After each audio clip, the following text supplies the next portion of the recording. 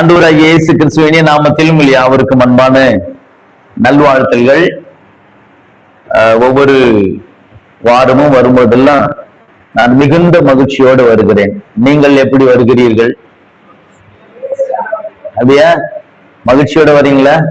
கேட்கிறோம். ஏன்னா வசனங்களை கேட்பது என்பது வெறும் ஏதோ கூட்டங்களுக்கு போன ஆசீர்வாதம் வாக்கு தத்தங்கள் என்பதை காட்டிலும் இந்த வேத வசனங்கள் உங்களுக்கு எனக்கும் நம்முடைய ஆத்துமாவை உயிர்ப்பிக்கக்கூடியது மாத்திரமல்ல, இந்த வேத வசனத்தின் மூலமாக தான் கர்த்தர் நம்ம நித்திய ஜீவனாகிய கிருபை கர்த்தர் வைத்திருக்கிறார். ஆமென். அதனால வசனத்தை கேட்பதற்கு எப்போதும் நம்முடைய இருதயத்தை என்ன பண்ணிக்கணும்? ஆயத்தப்படுத்திக்கணும். என்ன பண்ணணும்? ஆயத்தப்படுத்தணும். கர்த்தருடைய ஆசீர்வாதம் எல்லாம் எப்போ அவங்க எல்லாம் பெற்றுக்கொண்டாங்க அப்படின்னு பாத்தீங்க அப்படின்னா, வசனத்தை கேட்கும் போதுதான்.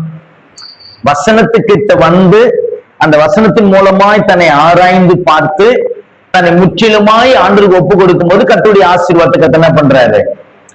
வசனம் சொல்லுது. என்ன சொல்லுது? நீங்க மழைய காண மாட்டீங்க, காற்றையும் காண மாட்டீங்க, பள்ளத்தாக்குல எதிரால நிரம்பும், தண்ணீரால நிரம்பும். ஆனா என்ன பண்ணணுமா? வாய்க்கால்களை வெட்டுங்கள். எதை வெட்டணும்? கர்த்தர் நம்மை ஆசீர்வதிக்கிற தேவனாய் இருக்கிறார். நாம் ஆசீர்வதிக்கப்பட வேண்டிய பாத்திரமாக இருக்கிறோம். அப்போ தேவனுக்கு நமக்கும் உள்ளது இடையில ஏதோ ஒண்ணு இருக்குது இல்லையா? இத சரியாய் நம்மை வெட்டி கொண்டு வந்து நம்ம பக்கம் சேர்த்துக்கிட்டோம்னா அந்த ஆரம்பிக்கிற ஆசீர்வாதம் நேரம் நமக்கு என்ன பண்ணும்? அப்ப இந்த ஆசீர்வாதங்கள் வரக்கூடாதபடிக்கு நமக்குள்ள இருக்கிற காரியங்களை என்ன பண்ணணும்? நம்ம வெட்டி எடுக்க வேண்டியது அவசியம். அது யாருடைய வேலை தான்? நம்ம வேலை. நம்ம சில காரியங்களை செஞ்சாதான் தேவனும் தம்முடைய காரியத்தை கர்த்தர் நமக்காய் செய்துவார். ஆமென். சரி, கடந்த நாட்கள்ல மத்தேயு 1ஆம் அதிகாரம், 2ஆம் அதிகாரம், 3ஆம் அதிகாரம், 4ஆம் அதிகாரத்தை நாம் குறித்து கவனித்தோம். சரியா? சரி, இன்றைக்கு நம்ம 5, 6, 7 அதிகாரங்கள் நம்ம பார்க்கணும். ஆனா அதற்கு முன்பதாக மத்தேயு சுவிசேஷ புஸ்தகம் 13ஆம் அதிகாரத்தை நம்ம தியானிக்க போகிறோம்.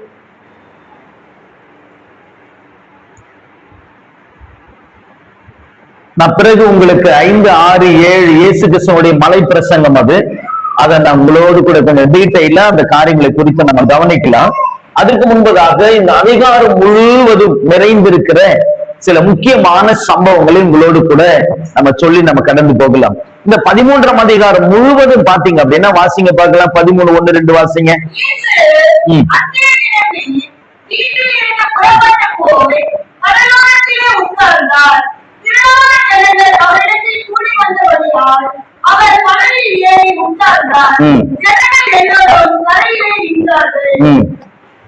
வாசிமா.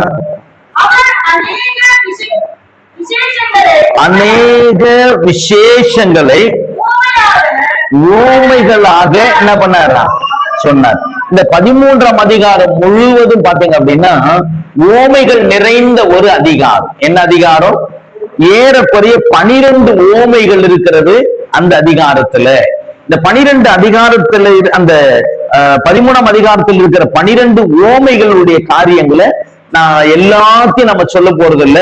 ஒரே ஒரு ஊமையை குறித்து மாத்திரம் நம்முடைய ஆவிக்குரிய வாழ்க்கையை அதோடு கூட நம்ம ஒப்பிட்டு பார்க்கும்போது நம்ம எந்த நிலைமையில இருக்கிறோம் ஆவிக்குரிய வாழ்க்கை என்பதை நாம் அறிந்து கொள்ள முடியும். முதலாவது நீங்க பாத்தீங்க அப்படின்னா இந்த மத்தேயு 13ஆம் அதிகாரம் 3வது வசனத்திலிருந்து 23வது வசனம் வரை நிலத்தை பற்றிய ஓமை. எதை பற்றிய ஓமை? நிலத்தை பற்றிய ஓமை ஒன்று.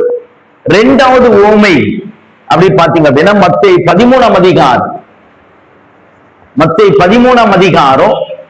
24வது வசனம். 24வது வசனத்திலிருந்து நான் சொல்றது அப்படியே எழுதிக்கிங்க. 24வது வசனத்திலிருந்து 30வது வசனம், 24லிருந்து 30வது வசனம், 36லிருந்து 43வது வசனம். இது ராஜ்யத்தின் புத்திரர்.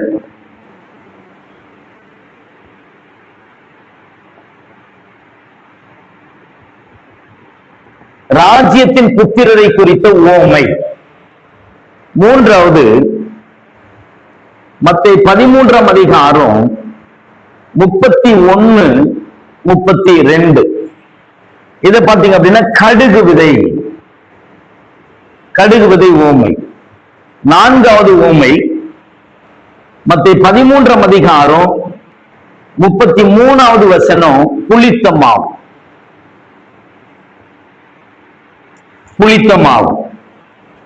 13ஆம் அதிகாரம் 44வது வசனம் பொக்கிஷம்.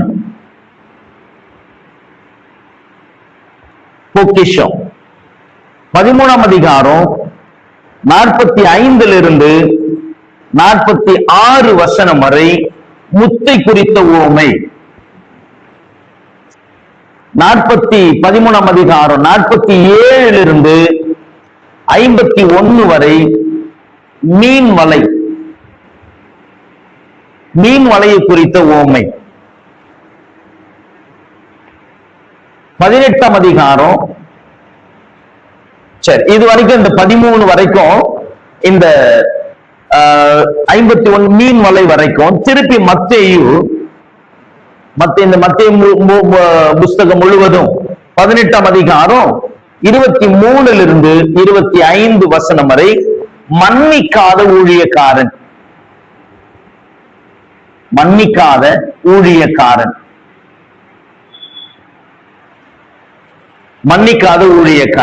அடுத்து மத்தேயு 20ஆம் அதிகாரம்,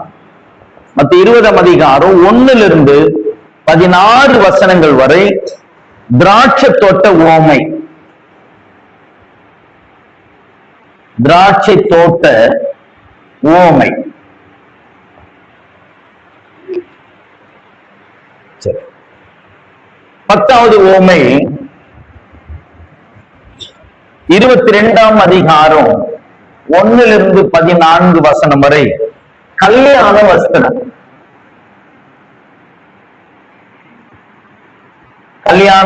போட்டுக்கங்க. 11வது 25ஆம் அதிகாரம் 1 15 வசனங்கள் வரை கன்னிகைகள்.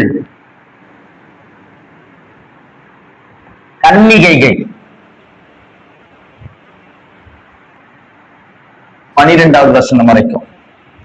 மத்தேயு 25ஆம் அதிகாரம் 14வது வசனத்திலிருந்து 30வது வசனம் வரை தாளந்துகள். சரி, 12 உவமைகள் நிறைந்த ஒரு புஸ்தகம் இந்த மத்தேயு.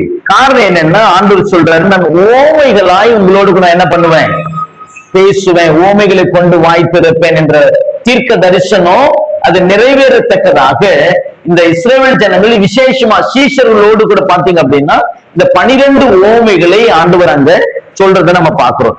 இன்னைக்கு நம்ம ஒரே ஒரு உவமையை மாத்திரம் நம்ம கவனிக்க போகிறோம்.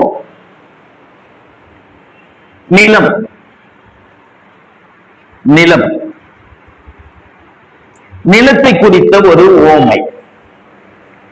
பொதுவாகவே இந்த நிலம் எல்லாம் நம்ம அறிந்திருக்கிறோம்.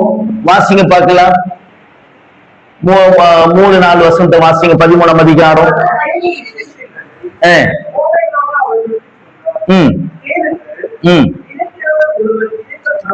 புறப்பட்டான்.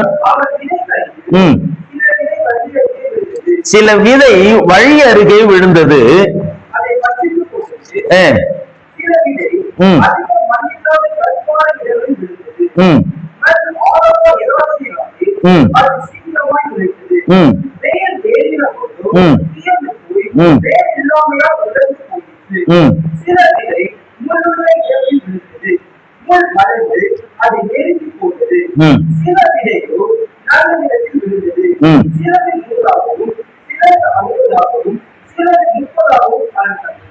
கேட்கிறதுக்கு காது உள்ளவன், அதோடு முடிக்கிறார். கேட்கிறதற்கு எது உள்ளவன்? காது உள்ளவன். அப்படின்னா கேட்டும் கேட்காத மாதிரி இருக்கலாம் இல்லையா? சில பேர் என்ன கேட்காத மாதிரி நிக்கிற அப்படின்னா என்ன அர்த்தம்? எனக்கு கேட்க பிடிக்கல, என்ன பண்ணல, கேட்கல, அதனால அது என்ன ஆகல, அவங்களுக்கு பிரயோஜனப்படலை. அப்ப கேட்பதற்கு காது உள்ளவன் என்ன பண்ணட்டும். அதனாலதான் இந்த வெளிப்படுத்தின விசேஷன்ல பாத்தீங்கன்னா சபைகளை சொல்லுவார், ஆவியானவர் சொல்லுகிறதை காது உள்ளவன். ஆமா, அப்ப காது உள்ளவங்க கேட்கலாம் இல்லையா. சில பேர் சில கடினமான உபதேசம் வருது அப்படின்னா இதெல்லாம் நமக்கு வேணாம் அப்படின்னா காதை நம்ம என்ன பண்ணிக்கிறோம், அடைச்சுக்கிறோம். அப்படின்னா காதுல அப்ப என்ன வந்துருது, செவித்தினவு வருகிறது. என்ன வருது, எதுக்கு விலக்கி, எதுக்கு விலக்கி செவித்தினவு நமக்கு வருகிறது. தீமோத்தேயுக்கு எழுதின நிருபம் அப்போஸ்தலனாகிய பவுல் எழுதுறாரு இல்லையா. வாசிங்க பார்க்கலாம், 4ஆம் அதிகாரம் 3வது வசனத்தை வாசிங்க. 4ஆம் அதிகாரம் 3-4 வசனம் 2 தீமோத்தேயு. ஏனென்றால் அவர்கள் ஆரோக்கியமான உபதேசத்தை கேட்க, ஆமா, பொறுக்க மனதில்லாமல் செவியில அடைப்பு உள்ளவர்களாய் போதகர்களை திரளாக சேர்த்து கொண்டு கட்டுக்கதைகளுக்கு சாய்ந்து போகும் காலம் வரும் இல்லையா. எதுக்கு விலக்கி, சத்தியத்திற்கு விலக்கி எதுக்கு சாய்ந்து போவாங்களா சொல்லுங்க. கதையே பாருங்க, கதையே கட்டு இல்லையா. கதை எப்படிப்பட்ட கதை இல்ல, உண்மை உண்மை சம்பவத்தை சொன்னா கூட சொல்லலாம். கதையே கட்டுறது. நம்ம சில புராணங்கள்லாம் கேட்டா இதெல்லாம் உண்மையானான்னு தோணுது இல்ல. அந்த மாதிரி சிலர் சத்தியத்திற்கு விலக்கி கட்டுக்கதைகளுக்கு சாய்ந்து போகும். ஏன்னா எதை கேட்க மனம் இல்லாமல். ஆரோக்கியமான உபதேசம் இன்றைக்கு சபைகளில் ஆரோக்கியமான உபதேசம் போதிக்கிறது இல்ல, அது ஒரு பக்கம். அப்படியே போதித்தாலும் எதை கேட்பதில்லை, என்ன இல்ல, மனம் இல்லை. அதை பொறுத்து கொள்ள மனம் இல்லை, அதை ஏற்றுக்கொள்ள என்ன இல்லை. இது என்ன புதுசா சொல்றாங்க, வழக்கமா நடக்கிறது நடக்கட்டும், வழக்கமா பேசுறதுதான் பேசணும். புதுசா இதெல்லாம் இல்லைன்னா எப்படி ஏத்துக்கிறது, அப்படிலாம் இருக்குது இல்லையா.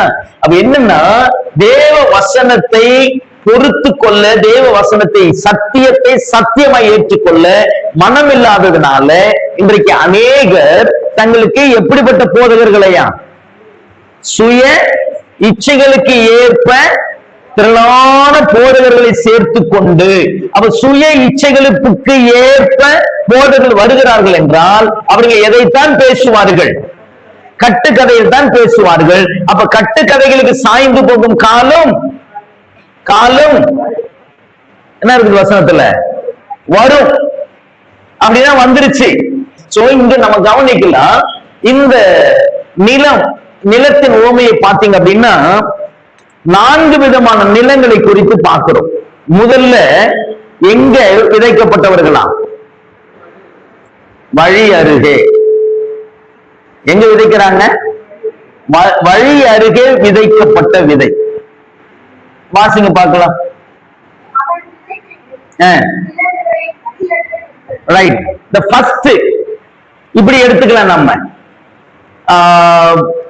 அதுக்கு ஆண்டவரே அதுக்கு வியாக்கியானம் கொடுப்பாரு பாருங்க, திருப்பிக் கொள்ளுங்கள் எல்லாரும். வாசிங்க பார்க்கலாம். 19 வாசிங்க.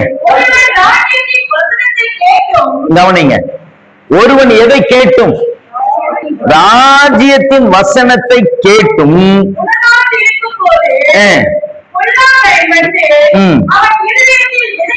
அவன் தான் வழி அருகே விதைக்கப்பட்டவன். அப்போ வழி அருகே விதைக்கப்பட்ட விதையானது கவனிங்க என்ன பண்ணல அப்படின்னா அது பலன் கொடுக்கவே இல்லை. ஏன் பலன் கொடுக்கல அப்படின்னா எது பொறுக்கி போட்டுருதா, பறவைகள். பறவைகள் எதுக்கு நம்ம ஒப்பிடலாம், பறவைகள் எதுக்கு நம்ம ஒப்பிடலாம், பறவைகள் பிசாசிற்கு ஒப்பிட வேண்டும். எதற்கு, பிசாசுகளுக்கு நம்ம ஒப்பிடணும். ஏன் அப்படின்னா வசனத்தை என்ன பண்றதா, பொறுக்கி போடுகிறான். உங்களுக்கு தெரியும், சபை குறித்து ஆண்டவர் சொல்றாரு, ராஜ்யத்தை குறித்து சொல்றாரு. சபையை குறித்து சொல்லும் போது அது கடுகு விதையா இருக்கிறதா. என்னது, இந்த கடுகு விதை எதுவாய் வளர்கிறது, மரமாய் வளர்கிறது. மரமாய் வளர்ந்து அதுல என்ன பண்ணுதான், கூடு கட்டுகிறது. பறவைகள் வந்து கூடு கட்டுகிறது. பறவைகள் வந்து கூடு கட்டுதுன்னா என்ன அர்த்தம்? இப்போ அதாவது ஒரே கூடுகள்ல இருக்கிறது இல்ல, அதாவது விருப்பம் போல என்ன பண்றது. இன்னைக்கு சபை என்ன ஆயிருச்சு அப்படின்னா, சபை எப்படி ஆயிருச்சு அப்படின்னா, கவனிங்க, 4ஆம் அதிகாரம் 1 வசனம். அந்நாளில் 7 ஸ்திரீகள் ஒரே புருஷனை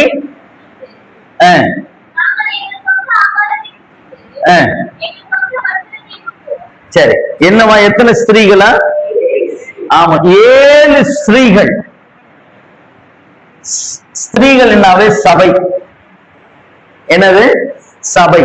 இந்த 7 ஸ்திரீகள் என்றால் 7 சபையை நம்ம சும்மா அப்படி கற்பனை பண்ணிக்குவோம். இந்த 7 சபை அல்லது 7 ஸ்திரீகள் சொல்றாங்களா என்னென்ன, நாங்க எங்க சொந்த ஆகாரத்தை, சொந்த ஆகாரம் அப்படின்னா சொந்த உபதேசம், அத வசனத்தின்படி உள்ள உபதேசம் இல்ல, தங்கள் சொந்த உபதேசம், எங்க சொந்த ஆகாரத்தை நாங்க புசிச்சுக்கிறோம். வஸ்திரம் அப்படி என்றால் ரட்சிப்பு. வஸ்திரம்னா என்ன? ரட்சிப்பு. அதாவது வசனம் பைபிள் சொல்ற பிரகாரம் ரட்சிப்பு இல்ல, நாங்க எப்படி வேணாலும் நாங்க ரட்சிப்பை நாங்க என்ன பண்ணுவோம், எந்த வழியிலாவது கொண்டு வந்துக்குவோம். அப்புறம் எங்க நிந்தை நீங்கும்படி, ஆமா, உன் பேர் இயேசு மாத்திரம் நாங்க பேரை வச்சுக்கிறோம். இப்ப எல்லாத்துக்கும் பாத்தீங்க அப்படின்னா நம்ம யாரு? கிறிஸ்தவங்க. இயேசு கூட்டத்தை சரி இப்போ இப்படி எடுத்துக்கலாம். யார கேட்டாலும் யாரு பேரை தான் சொல்றாங்க. நம்ம இப்போ ரோமன் கேத்தலிக் நம்ம சபையார கேட்டாலும் எங்களுக்கு யாருதான் முக்கியம்? இயேசுதான். யெகோவா விட்னஸ் கேட்டாலும் யாருதான்? இயேசு. அவர் ஒரு தேவனே இருந்தாலும் இவருக்கு வந்தாருப்பா மடிச்சாரு அப்படின்றாங்க. பெந்தகோஸ்துக்காரர் கேட்டாலும் யாருதான்? சிஎஸ்ஐ கேட்டாலும் யாருதான்? மெத்தடிஸ்ட் கேட்டாலும் யாருதான்? பிரதர்களை கேட்டாலும் யாருதான்?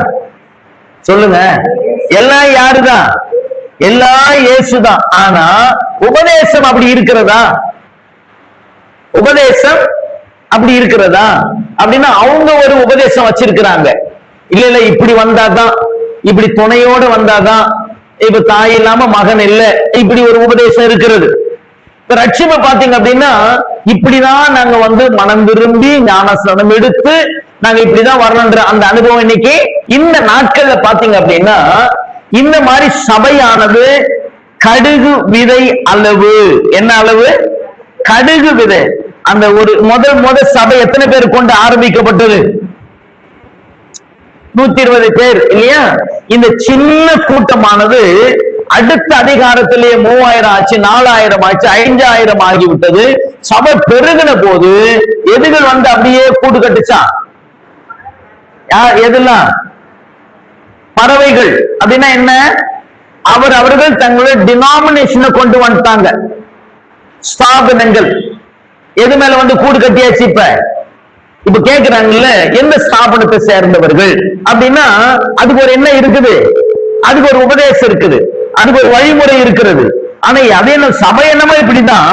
அது சின்ன விதையா இருந்தது, படர்ந்து வளர்ந்து உலகம் முழுவதும் பரவி இருக்கிறது. ஆனா பரவி இருக்கிற அந்த சபையில இவைகள் வந்து கூடு கட்டி கொண்டு இருக்கிறது. அப்படி கூடு கட்டும் போது அவரவர் தங்களுடைய உபதேசங்களை உபதேசிக்கிறார்கள். அப்ப இந்த இடத்துல நாம கவனிக்க வேண்டிய காரியம் என்னன்னா, இதெல்லாம் நம்முடைய மனதை விட்டு எடுத்துட்டு ஏன் இன்றைக்கு நாம் நமக்குள்ள தேவன் எதிர்பார்க்கிற காரியங்கள் இல்லை அப்படின்னா, ஏன் இந்த வழி அருகே விதைக்கப்பட்டவர்கள் பிசாசுனால, பறவைனால பொறுக்கி போடப்படுகிறது, ஏன் வசனத்தை கேட்டு உள்ள இல்லை அப்படின்னா அதுக்கு முதலாவது காரணம் எழுதி கொள்ளுங்கள், உணர்வற்றவன். என்ன வேணும் நமக்கு? ஆமா, வழி அருகே விதைக்கப்பட்டவர்கள் யார்? உணர்வற்றவர்கள், உணர்வில்லாதவர்கள். வசனத்தை கேட்கிற அளவுக்கு நமக்கு என்ன இருக்கணும்? உணர்வு இருக்கணும். அந்த உணர்வு தான் நம்ம ஆண்டவர்கிட்ட கொண்டு போய் சேர்க்கும். அந்த உணர்வு தான். இப்போ நம்ம ஐயா போனாரு, யோவான்ல சமாரிய ஸ்திரீ கிட்ட போனாரு. போன உடனே தண்ணி தாண்டாரு, ஒரு பெரிய கான்வர்சேஷன் நடந்துகிட்டே இருக்குது ரெண்டு பேருக்குள்ள. அப்புறம் அழகா டக்குன்னு ஒரு காரியத்தை கேட்டாரு, புருஷன் என்ன பண்ணிட்டு வா. அந்த அம்மா பிராங்கா சொல்லுச்சு, எனக்கு யாரு இல்ல இல்லையா. நம்ம ஐயா சொல்றாரு உடனே, உண்மைதான் நீ சொன்னது, இப்ப இருக்கிறவனும் யாரு இல்ல அப்படின்னு என்ன அர்த்தம்னா, நீ இவனை விட்டுட்டு இன்னொருவனே நீ திருமணம் பண்ணிக்கணும்னு அர்த்தம். அப்போ கவனிங்க, அந்த சொன்ன மாத்திரத்துல அந்த சமாரிய ஸ்திரீ பாவம் உள்ளவர்களா இருந்தாலும் கூட ஒரு உணர்வு வந்தது பாருங்களேன். அந்த குடத்தை வைத்து விட்டு ஊருக்குள்ள ஓடி அவள் சொல்லுகிறாள், ஐயோ வந்து பாருங்க, நீங்க தேடுகிற நீங்க எதிர்பார்க்கிற மேசியா இவர் தானா, காரணம் எனக்கு உள்ளது அப்படியே சொன்னார் என்ற ஒரு உணர்வு இருந்ததுனாலதான் இன்றைக்கு அவள் ரட்சிக்கப்பட்டால், அந்த கிராமமும் அந்த பட்டணமும் ரட்சிக்கப்பட்டது. நீங்க வசனத்தை கேட்கிற தேவ பிள்ளைகளுக்குள்ளாக என்ன இல்லை, உணர்வு இல்லை. எதை கேட்கிறோம், ஏன் எதை கேட்கிறோம்? வசனம் சொல்லுது, யாக்கோபு 1:22 வசனத்துல, யாக்கோபு 1:22 வசனம், அல்லாமலும் உங்களை வஞ்சியாதபடிக்கு திரு வசனத்தை கேட்கிறவர்களாய் மாத்திரம் அல்ல. ரைட். அப்ப திரு வசனத்தை எப்படி அல்ல, கேட்கிறவர்களாய் மாத்திரம் அல்ல. அப்படி அந்த கேட்ட என்ன வரணும், நமக்குள்ள ஒரு உணர்வு வரணும்.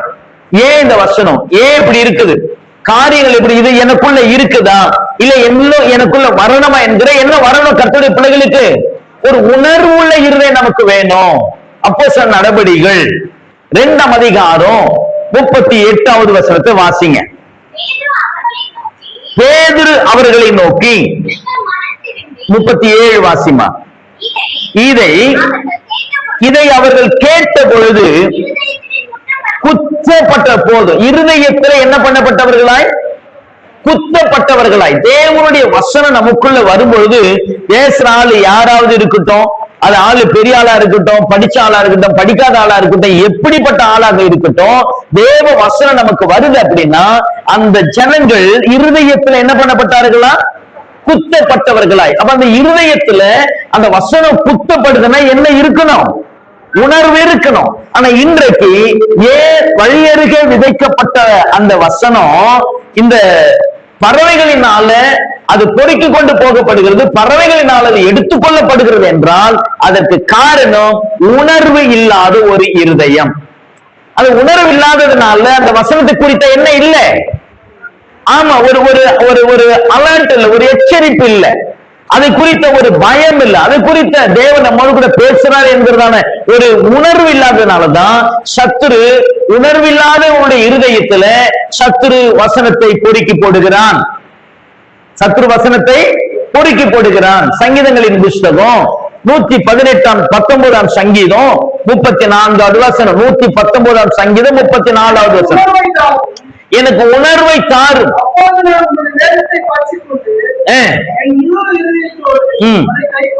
என்ன வேணும் நமக்கு, நம்ம ஜெபம் என்னவா இருக்கணும், ஆண்டவரே எனக்கு எதை தாரும் சொல்லுங்க, உணர்வை தாரும். ஏன் உணர்வு வரணுமா, இப்படி வேதத்தை பற்றி கொண்டு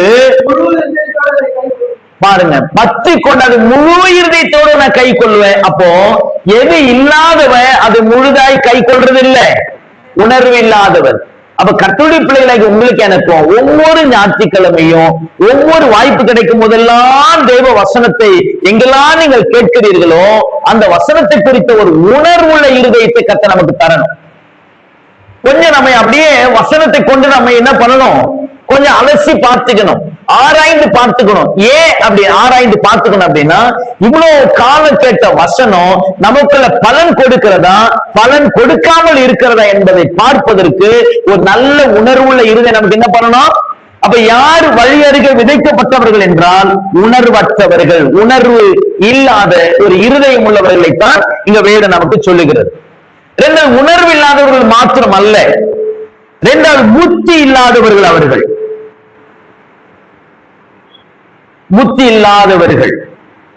யார் வழியருக விதைக்கப்பட்டவர்கள், புத்தி இல்லாதவர்கள். அப்படி என்றால் அஸ்திபாரம் இல்லாதவர்கள் அர்த்தம். என்ன இல்லாதவர்கள், அஸ்திபாரம் இல்லாதவர்கள். மத்திய எழுதின சுவிசேஷத்துல 7ஆம் அதிகாரம், மத்திய 7ஆம் அதிகாரம் வாசிங்க பார்க்கலாம். 26வது வசனம், 27வது வசனம். நான் சொல்லிய இந்த வார்த்தைகளை கேட்டு எவனோ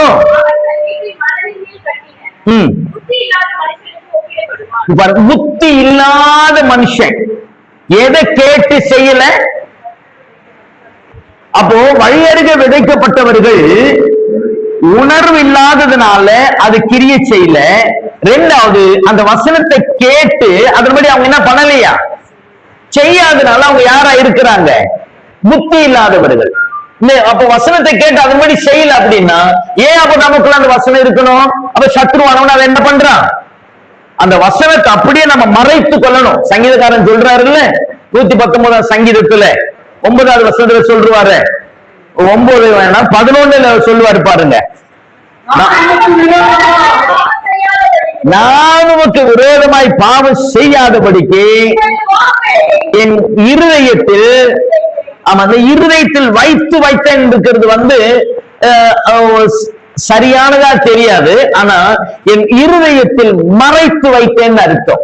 வசனத்தை என்ன பண்ணணும், இருதயத்துல மறைத்து வைக்கணும். நான் உமக்கு விரோதமாய் பாவம் செய்யாதபடிக்கு உங்களுடைய வாக்கை என் இருதயத்தில் என்ன பண்ணிருக்கிறேன், மறைத்து வைத்தேன் அல்லது உள்ளே வைத்திருக்கிறேன். கர்த்தருடைய நாமத்துக்கு மகிமை உண்டாகட்டும். கர்த்தருடைய பிள்ளைகள் நம்முடைய ஆவிக்குரிய வாழ்க்கை அஸ்திபாரம் உள்ளதாக, அது மேல சரியாய் கட்டப்பட்டதா இருக்கணும். அப்படின்னா புத்தி இல்லாதவர்களாய் அல்ல, புத்தி உள்ளவர்களாக இருக்கணும். வசனத்தை கேட்டாத செய்கிறவர்களாக. ஆனா இந்த வழியருக விதைக்கப்பட்டவர்களுடைய நிலவரம் என்னன்னா, புத்தி இல்லாதவர்கள். எவ்வளவு கேட்டாலும் எவ்வளவு வசனங்கள் போதிக்கப்பட்டாலும் அவர்கள் இருக்கிற மாதிரியே என்ன பண்ணுவாங்க, என்ன பண்ணுவாங்க, இருப்பாங்க. என் ஆண்டவர் சொல்றாரு ஏசாயா தீர்க்க தரிசன புஸ்தகத்துல 1ஆம் அதிகாரம், ஏசாயா தீர்க்க தரிசன புஸ்தகம் 1ஆம் அதிகாரம் வாசிங்க பார்க்கலாம். 3வது வசனம். மாடு தன் எஜமானனையும், கழுதைக்கு எது கூட தெரியுதா, மாட்டுக்கு எஜமானன்னு தெரியுது, கழுதைக்கு ஆமா அந்த எஜமானனுடைய முன்னணையும் தெரியுது. இஸ்ரவேலோ என்ன இல்ல, ஆமா அறிவு இல்லாதனால என் ஜனம் உணர்வு இல்லாமலும் இருக்கிறது. எங்க ஒப்பிடுறாரு பாருங்க, மாட்டுக்கும் கழுதிக்கும் நம்மளை ஒப்பிடுறது. நம்ம யாராவது கழுதைன்னா கோவம் வருது, அவரு சொல்றாரு ஏ கழுதைக்கு கூட முன்னண தெரியுதுப்பா, மாட்டுக்கு கூட என் எஜமானி யாருன்னு தெரியாது, தெரியுது. என் ஜனத்துக்கும் உணர்வு இல்லாத அறிவில்லாதவனா இருக்கிறான் அப்படின்றார். அப்ப தேவ பிள்ளைகள் உங்களுக்கு எனக்கும் ஒரு புத்தி உள்ள ஒரு இருதயம் நமக்கு என்ன பண்ணணும், இருக்கணும். ஏன் இந்த வசனத்தை ஒருபோதும் பிசாசானவன் பொறிக்கு போடாதபடிக்கு நம்ம காத்துக்கொள்ளணும். அப்படின்னா என்ன இருதயம் நமக்கு வேணும், ஒரு புத்தி உள்ள இருதயம் வேணும், ஒரு உணர்வுள்ள இருதயம் வேணும். ஏன் அப்பதான் அந்த அஸ்திபாரத்துல அந்த வீட்டை கட்டினாதான், அஸ்திபாரத்துல நம்முடைய விசுவாசத்தை கட்டினாதான் அது சரியா இருக்கும். இல்லை என்றால் அது விழுந்து போகும். அப்ப ஏன் இதை ஒப்பிடுறாரு அப்படின்னா அவங்களுக்கு என்ன இல்லையா, புத்தி இல்ல. இன்னொரு வசனத்தை கூட வாசிங்களேன்.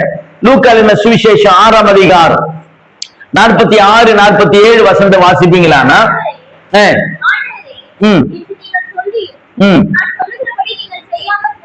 நான் சொல்லுகிறபடி நீங்க செய்யாமல் போகிறது என்ன,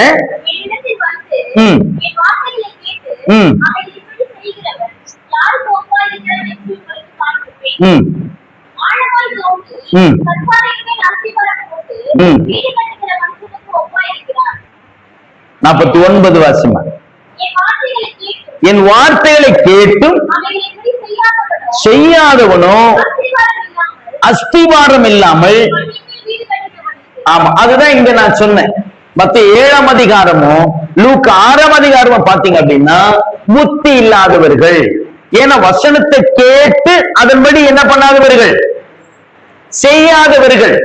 இப்ப வசனத்தை நம்ம கேட்கிறோம்னா நம்ம என்ன பண்ணணும், அதுக்கு கீழ்ப்படியணும் முதல்ல. ஆனா அந்த வசனத்துக்கே நம்ம கீழ்ப்படியலன்னா அது எங்க நமக்குள்ள கிரிய செய்யும். அப்ப அந்த வசனத்தை கேட்டு நம்ம சொல்லுவாங்கல்ல, இந்த காதுல வாங்கி இந்த காதுல விடுறது அப்படின்னு. அப்ப இந்த வசனத்தை கேட்டு அதன்படி செய்யாத ஒருவன் யாருக்கு ஒப்பிடுறாங்க அப்படின்னா புத்தி இல்லாதவன். அப்படின்னா அவனுக்கு எதுக்கு இல்ல? அஸ்திபாரம் இல்லை. ஏன் அஸ்திபாரம் இல்லை? என் வசனத்தை கேட்டு அதன்படி அவன் செய்யாதவனா இருக்கிறதுனால அவன் புத்தி இல்லாதவனும் அஸ்திபாரம் இல்லாதவனாக காணப்படுகிறான். மூன்றாவது காரியம், இந்த வழி அருகே விதைக்கப்பட்டவர்கள் யாருக்கு ஒப்பிடலாம் அப்படின்னா, மனிதன் கற்பனையை கை கொள்ளுகிறவர்கள். யாருடைய கற்பனை? மனிதனின் கற்பனையை கை கொள்ளுகிறவர்கள்.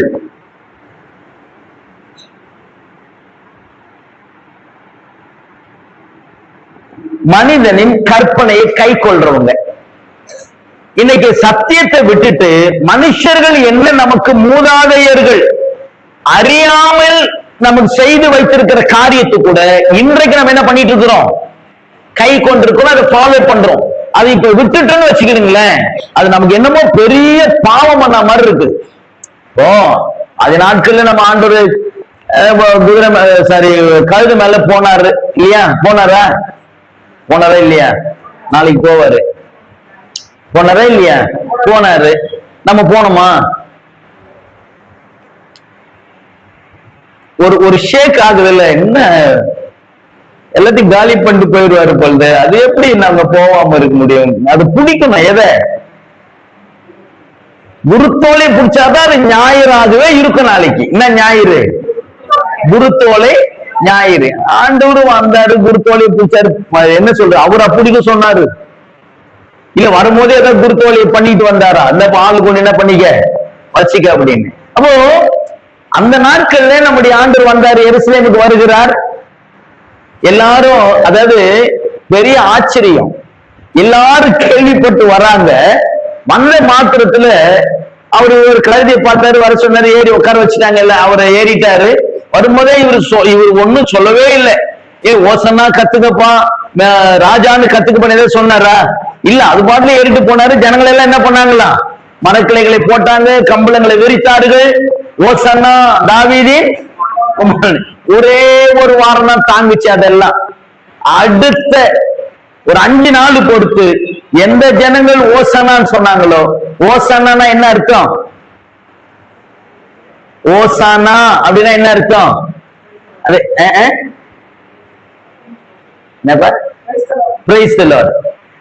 துதிக்கிறது யூஸ் பண்றாங்க. ஓசானா அப்படின்னா இந்த எபிரேய வார்த்தையில ஓஷியானா அப்படின்ற வார்த்தை. ஓஷியானா, இந்த ஓஷியானா அப்படின்னா கர்த்தாவே ரட்சியம் என்று அர்த்தம். என்னது? ஓசானா என்ன? கர்த்தாவே என்ன பண்ணும்? அவங்களுக்கு எல்லாம் கர்த்தாவே ரட்சனை. எங்கிருந்து ரட்சிக்க சொல்றாரு? அந்த ரோம அரசாங்கத்திலிருந்து எங்களை என்ன பண்ணுங்க? ரட்சிங்க, நீங்க தான் ராஜா அப்படின்னு. இவரு காதுல வாங்கின மாதிரியே தெரியல. அது பாட்டுல அவர் போனாரு. போயிட்டு ஒரு 5 நாள் இன்னும் ஆச்சு தெரியல. இதே ஜனங்கள் தான் அவனை சிலுவையில் அறையும். கவனிங்க, எந்த ஜனங்கள் மேசியா தாவீதின் குமாரனே அப்புறம் ஓசானா அப்படின்னு கத்துனாங்களோ, அதே ஜனங்கள் அவரை எங்க அறையும். ஆமா, மனுஷங்க புகழ்றாங்கன்றது அவர் பக்கம் போயிடக்கூடாது. அடுத்த நாள் நம்மளை கவுத்துருவான். என்ன கவுத்துருவான்? அவனை சிலுவையில் அறையும். நான் என்னென்ன தப்பு, அவனை சிலுவையில் அறையும். நீங்க தானே ஓசனா சொன்னீங்க, அதெல்லாம் இல்ல, இப்போது சிலுவையில் அறையும் அப்படின்னு. அப்ப கவனிங்க, இதெல்லாம் கடந்து போனது எல்லாம் இருந்தது. ஆனால் இன்றைக்கும் அது ஒரு பெரிய காரியமாக நம்ம என்ன பண்ணிட்டு இருக்கிறோம். அப்பெல்லாம் ரொம்ப கம்மியா ஒரு சபையார் மாத்திரம் தான் அதை ஃபாலோ பண்ணுவாங்க. இப்ப பார்த்தா எல்லாருமே என்ன பண்றான்? செய்யறாங்க. சரி, அது நம்ம அங்க போக வேணாம், நம்மளுக்கு திட்டுவாங்க. அப்புறம் இப்ப மார்க் 7ஆம் அதிகாரம் என்ன மனுஷனுடைய கற்பனை என்பதை பாருங்கள். மார்க் 7ஆம் அதிகாரம் வாசிங்க பார்க்கலாம். 8வது வசனம். 7:8மா? 7:8. மனுஷனுடைய கற்பனைகளை கவனிக்கணும். யார் இந்த வழி அருகே விதைக்கப்பட்டவர்கள் அப்படின்னா, மனுஷனுடைய கற்பனைகளை உபதேசங்களாக உபதேசித்து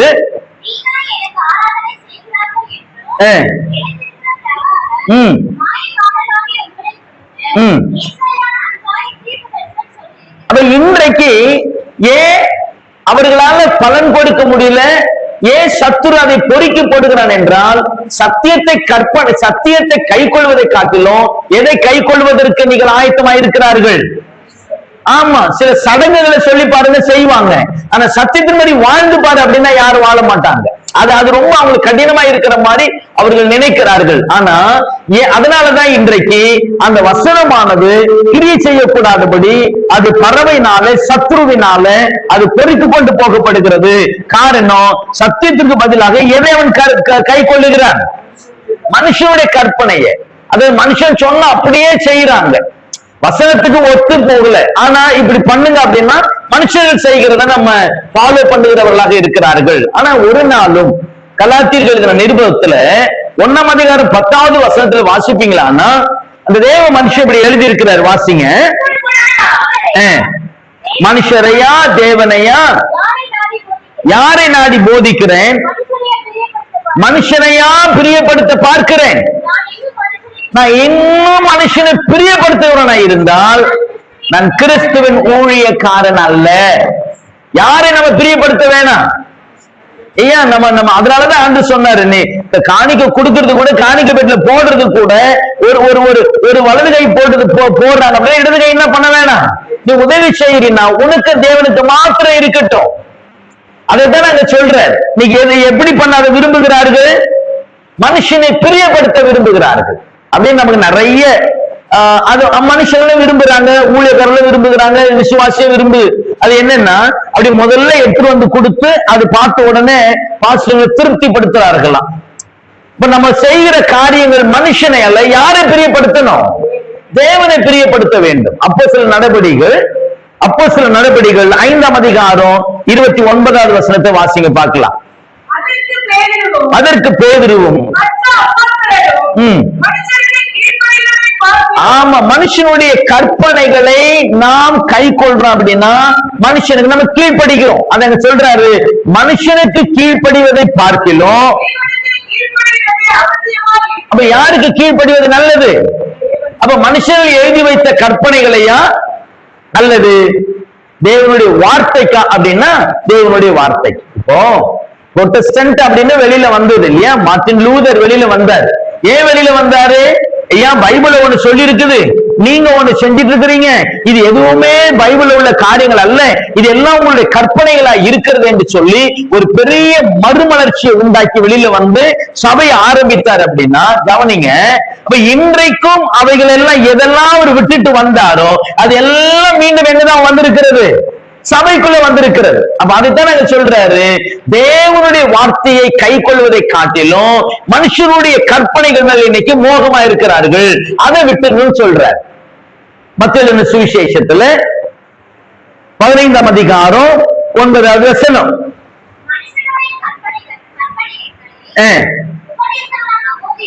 உபதேசங்களாக போதித்து, கடைசியில சொல்றாரு பாருங்க, மனுஷருடைய கற்பனைகளை போதித்து எனக்கு வீணா என்ன பண்றார்களா, ஆராதனை செய்கிறார்கள். அப்ப இது எல்லாமே தேவன் ஏற்றுக்கொள்ளுகிறாரானா இல்ல, அது தேவன் அதை அறிவறுக்கிறார், தேவன் அதை எதிர்க்கிறார். காரணம் என்ன அப்படின்னா அது ஒருபோதும் தேவன் விரும்புகிறது இல்லை. அதனாலதான் வசனங்கள் என்ன பண்ணல, நமக்குள்ள நிலைத்து நிக்கல, அந்த வசனம் நமக்குள்ள பலன் கொடுக்கல. பலன் கொடுக்கிறதுக்கு முன்னாடியே சத்துரு என்ன பண்ணிடுறான், அதை பொறுக்கி போடுகிறான். ஒரு விதை கூட என்ன பண்ணல, முளைக்கல. அது என்ன ஆயிருது, அது நம்மளை விட்டு எடுபட்டு போகிறது. 4வதாக இந்த வழி அருகே விதைக்கப்பட்டவன் யார் அப்படின்றால் எழுதி கொள்ளுங்கள், மனிதனை பிரியப்படுத்துகிறவன்.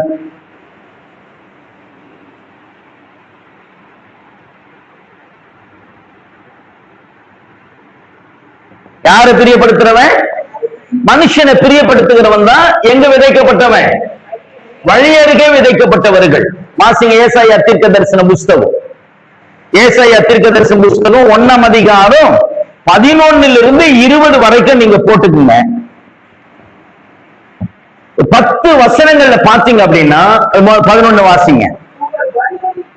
நீங்கள் பலிகளின் திரள், பலிகளின் திரள்னா என்ன, 1 2 இல்ல, ஏராளமான பலிகள் இல்லையா, ஆடு மாடு அது இதுன்னு எல்லாத்தையும் திரளா இருக்கிற பலிகளின் திரள் எனக்கு எண்ணத்துக்கு சொல்லுகிறார். ஆமா, தகன பலிகளும் எனக்கு அருவருப்பா இருக்குது, எனக்கு பிடிக்கல அப்படின்றாரு. 12வது வசனம், நீங்கள் என்னுடைய ஆலயத்தில் வரும்போது, என் சந்நிதியில் வரும்பொழுது என்னுடைய பிரகாரங்களை இப்படி மிதிக்க வேண்டும் என்று இதெல்லாம் சொல்றாரு. இதெல்லாம் வீண் காணிக்க, இதெல்லாம் எனக்கு நான் இதை சுமந்து சுமந்து இழைத்து போயிருக்கிறேன், இது எல்லாத்தையும் எடுத்துட்டு போங்கன்றார். காரணம், இதெல்லாம் யாரை பிரியப்படுத்துவதற்காக கொண்டு வருவது? மனுஷனை. அப்ப தேவனை பிரியப்படுத்துகிற காணிக்கை இது அல்ல. அப்ப தேவன் பிரியப்படுத்துகிற காணிக்கை எது? ரோமர் 12:1-2 தான். எனது சகோதரரே, உங்க சரீரங்களை ஜீவ பலியா என்ன பண்ணு? இதுதான் தேவனுக்கு பிரியமான பலி. இதை இப்படிதான் பலி செலுத்தி தேவனை நம்ம துதிக்கணும், இப்படிதான் பலி செலுத்தி தேவனை மகிமைப்படுத்தணும். இப்ப நம்ம கோபத்தோட, எரிச்சலோட, பொறாமையோட, வாக்குவாதத்தோடு கூட, சண்டைகளோடு கூட இங்க வந்து தேவனை அப்படியே நம்ம கரங்களை உயர்த்தி அசைவாடுகிறார். அசைவாடுகிறார்னா எங்க அசைவாட முடியும்? அப்ப அந்த பலிகள் எல்லாம் தேவன் விரும்புகிறாருன்னா என்ன பண்ணல? விரும்பல. அதை சொல்றாரு, எப்பா இந்த புளித்த மாவுள்ள ஸ்தோத்திர பலியை கண்களை விட்டு தூரப்படுத்து. என்ன பலியா? புளித்த மாவுள்ள. அப்படின்னா என்ன? நம்ம செய்கிற, நம்முடைய வாயினால அடிக்க செய்கிற எல்லா பலியும், எல்லா துதியும் கர்த்தருக்கு எப்படி இருக்குதா? புளித்த மாவா இருக்கிறது. புளித்த மாவு என்பது எது? பொல்லாப்பு, துர்க்குணம் என்ன புளித்த மாவு. அப்ப பொல்லாப்போட, துர்க்குணத்தோட நம்ம ஆண்டவரை துதிக்கணும் அப்படின்னா அந்த துதியை கர்த்தர் எடுத்துக்கொள்வாரா, ஏறெடுப்பாரானா அதை அவர் அருவருக்கிறார், அதை அங்கீகரிக்க மாட்டார். அதான் கொரிந்தியர் சொல்வார். எப்பா 5ஆம் அதிகாரம், கொரிந்தியர்கள் எழுதின நிருபம் 5ஆம் அதிகாரம், 1 கொரிந்தியர் 5ஆம் அதிகாரம் வாசிங்க, 7-8 வசனம்.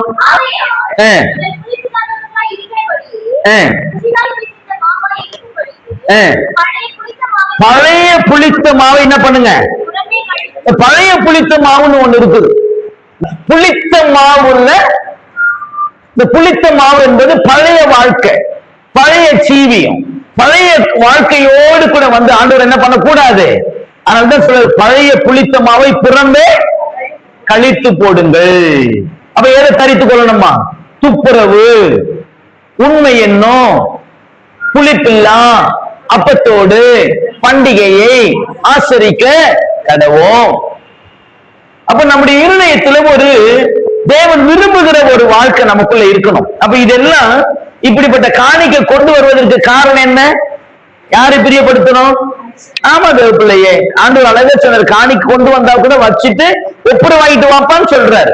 நம்ம அதெல்லாம் ஒண்ணும் பண்றது இல்ல. ரைட், நமக்கு என்னன்னா காணிக்கை போட்டா எல்லாம் முடிஞ்சிருதுன்னு அர்த்தம்.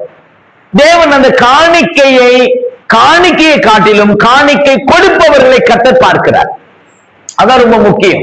நான் காணிக்கை எவ்வளவு கொடுக்கிறன்றது பெருசு அல்ல, காணிக்கை கொடுக்கிற ஆள் யாருன்னு தான் கர்த்தர் பார்க்கிறார். அவர் எப்படிப்பட்டவர்? அவர் 2 காசு போட்டுச்சா அந்த அம்மா, நான் அந்த எடுத்துன்னு போமான்னு இருப்பேன்.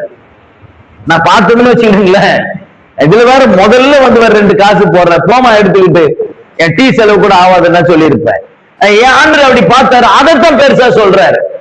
அந்த அம்மா பாரு எவ்வளவு காசு போட்டு போச்சு, 2 காசு போட்ட விதவை அப்படின்றாரு. மீதி போல அவன் நிறைவா இருக்குது போட்டு போறான்பா.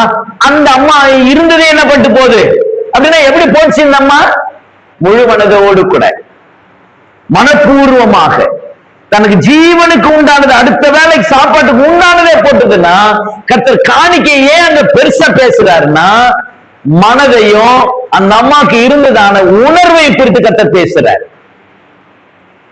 அப்ப இதுதான் நமக்கு அவசியம். காணிக்கையை பார்க்கிற, காணிக்கை கொடுக்கிறவர்களை தேவனால் அங்கீகரிக்கப்பட வேண்டும். அப்ப யாருக்காக காணிக்கை கொடுக்க கூடாது? யாரை பிரியப்படுத்த வேண்டாம். அவ ஏன் வசனம் அவங்களுக்குள்ள கிரியை செய்யல? ஏன் பிசாசன் பொறிக்கப்படுகிறான் என்றால், உணர்வில்லாதவன், புத்தி இல்லாதவன், மனிதன் கற்பனை கை கொள்ளுகிறவன், மனிதனை பிரியப்படுத்துகிறவர்கள், இவர்கள் எல்லாரும் யார் என்றால் வழியருகே விதைக்கப்பட்டவர்கள். அப்ப இவங்க எல்லாருக்குள்ளேயும் ஒரு காரியம் கூட முளைக்கல, ஒரு விதை கூட என்ன ஆகல. ஆமா, இவங்க தான் வழியருகே விதைக்கப்பட்டவர்கள். 2வது என்ன நிலம்? கற்பாறை.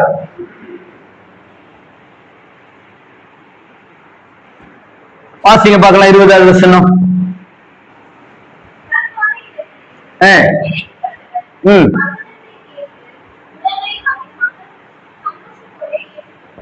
கற்பாறை. வாசிமா. ஆகிலும் தனக்குள்ள வேறு இல்லாதவனாய் கொஞ்ச காலம் மாத்திரம் நிலைத்திருப்பான்.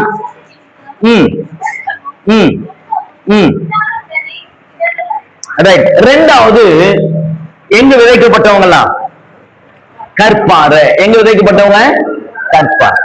சரி, நீங்க வசனம் அழகா விதைத்த மாத்திரத்துல எப்படி இருந்துச்சா பாருங்க. கேட்ட உடனே அதை சந்தோஷமா ஏற்றுக்கொள்ளுகிறான். இன்னைக்கு நிறைய பேர் சுவிசேஷம் சொன்னீங்கன்னா சந்தோஷமா இயேசு வல்லவர் நல்லவர், உடனே ஒரு சுகம் கிடைச்சிருச்சுன்னா இந்த தெய்வம் தான் அப்படிலாம் நல்ல சந்தோஷமா ஏற்றுக்கொள்வாங்க. நல்ல கவனிங்க, வசனத்து நிமித்தம் என்ன வருமா? துன்பமும் உபத்திரவம். வசனத்து நிமித்தம் விசுவாச பிள்ளைகளுக்கு என்ன வரணும்? என்ன வருதா? சரி, உங்களுக்கு வரலையா? அவங்களுக்கு என்ன வந்துதான்? துன்பம் வந்தது, உபத்திரம் வந்தது. சரி, இந்த துன்பமும் உபத்திரம் வந்த உடனே அவங்க என்ன ஆயிட்டாங்க? இடரல் அடைந்தார்கள். கவனிங்க, இந்த இடரல் அடைவதற்கு காரணம் என்ன தெரியுமா? தனக்குள்ளே வேறு இல்லாமையால். இல்ல வேறு இல்லை. கவனிங்க, நம்ம வீட்டுங்களாண்ட வளர்கிற மரத்துக்கும் காடுகள்ல வளர்கிற மரத்துக்கும் வித்தியாசம் இருக்கிறது. நம்ம வீட்டுல டெய்லி தண்ணி ஊத்துனா கூட வளர மாட்டேங்குது. அப்படி சில நேரங்களில் தண்ணி ஊத்துனா வேகமா என்ன பண்ணுது? இப்ப காடுகள்ல யாரு போய் தண்ணி ஊத்தி ஒவ்வொரு மரத்தையும் வளர்க்குறாங்க? அது எல்லா சீசன்லயும் அது அடிபட்டு உதப்பட்டு இல்ல. இப்ப இந்த இப்போ நல்ல பயங்கரமான வெயில், அப்படியே அதுலயும் உயிர் போராடி, அப்ப அது அதிகமான வளர்ச்சி இருக்காது. மாறாக அது தன்னை சஸ்டெயின் பண்ணி கொள்வதற்கு பூமியில முழுக்க பாத்தீங்க அப்படின்னா நல்ல ஸ்ட்ராங்கா வேர் விட்டு அப்படி நின்னுக்கும். ஆனா புயல் வரும்போது பயங்கரமான காற்றுகள் அடிக்கும் போது அந்த மரம் விழுந்து போகாது. நம்ம வீட்டில் இருக்கிற மரம் விழுந்து போகும். இது வேகமாய் வளர்ந்த மரம். வேகமாய் வளர்ந்ததை தவிர எது சரியாகல, வேறு கொள்ளல. அப்படின்னா துன்பம் வருது, உபத்திரம் வருது, உடனே அப்படியே சோர்ந்து போகிறது. கவனிங்க, ஜாக்கிரதையா இருக்கணும், ஜாக்கிரதையா இருக்கணும். வசனத்து நிமித்தம் என்ன வரணும்? வசனம் சொல்லுது, துன்பம் வரும், உபத்திரம் வரும். இத நம்ம ஸ்ட்ராங்கா நிக்கணும் அப்படின்னா என்ன பண்ணணும்? வேறு கொள்ளணும். வசனம் இந்த வேறு எங்க கொள்ளணும் அப்படின்னா கிறிஸ்துவுக்குள். யாருக்குள்ள வேறு கொள்ளணும்? கிறிஸ்துவுக்குள்ள. வசனத்தை எவ்வளவாய் நம்ம கேட்கிறோமோ அவருக்குள்ள வேறு கொள்ளும் பொழுது, கவனிங்க, நம்ம வாசிச்சோம் லூக்கா 6ஆம் அதிகாரத்துல 48, 49 பெருவெள்ளம் வந்தும் நீரோட்டம் வந்தும் அதன் மேல் மோதியும் என்ன பண்ணலையா? அசைக்கல. அப்படின்னா ஏன் அது அசைக்க கூடாம போயிருச்சு? காரணம், அது அஸ்திபாரமாகி கிறிஸ்து மேல வேறு கொண்டபடினால, கிறிஸ்து மேல அவன் கட்டப்பட்டபடினால பெருவெல்லம் உபத்திரவம் நீரோட்டம் துன்பம் இவையெல்லாம் வந்து கூட அவன் அசைக்கப்படாமல் போனதுக்கு காரணம் வசனத்தின் மேல உள்ளதான அந்த வைராக்கியம், வசனத்தின் மேல உள்ளதான அந்த தாகம், வசனத்தின் மேல உள்ளதான அந்த விசுவாசம். இதுல நாம கர்த்தருடைய பிள்ளைகள் நம்ம என்ன பண்ணணும்? வளரணும். அப்ப இந்த அனுபவம் நமக்கு ரொம்ப முக்கியம். சரி, இப்ப இந்த கற்பாறையில விதைக்கிறவர்களுடைய காரணம் என்னன்னா, முதல் காரணம் ஏன் அவனால கனி கொடுக்க முடியல அப்படின்னா, அவன் தன்னை தாழ்த்தாதவன். அப்படின்னா கடின இருதயம் உள்ளவன் அர்த்தம். யார் கடினம் உள்ளவர்கள்?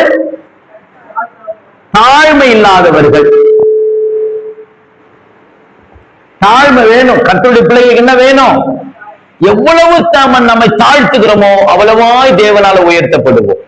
எவ்வளவு நம்மை தாழ்த்துகிறோமோ அவ்வளவு தூரம் தேவனால கனப்படுத்தப்படுவோம், தேவனால மகிமைப்படுத்தப்படுவோம். நாம மகிமைப்படுத்திக் கொள்ள வேண்டாம், நாம உயர்த்திக் கொள்ள வேண்டாம். யார் ஒருவன் தன்னை தாழ்த்துகிறானோ அவனுக்குள்ள இந்த தேவ வசனம் பரிபூர்ணம் அடைந்திருக்கும். வாசிங்க பார்க்கலாம், ஒரு வசனத்தை வாசிங்க.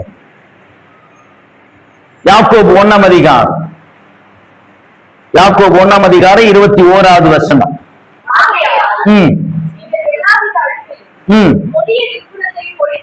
ஒழித்து விட்டு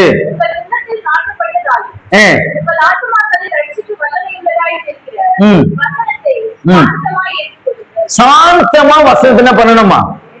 இது என்ன பாரு.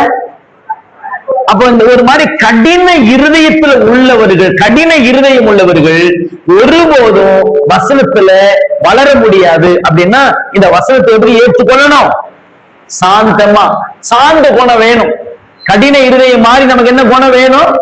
சாந்தமா வசனத்தை என்ன பண்ணணுமா? நம்ம ஏற்றுக்கொள்ள வேண்டும். வாசிங்க, இன்னொரு வசனத்தை கூட வாசிங்க. அது சங்கீதங்களின் புஸ்தகம் 25ஆம் அதிகாரம் 9வது வசனம். சங்கீதம் 25:9 வாசிங்க. சாந்த குணம் உள்ளவர்களை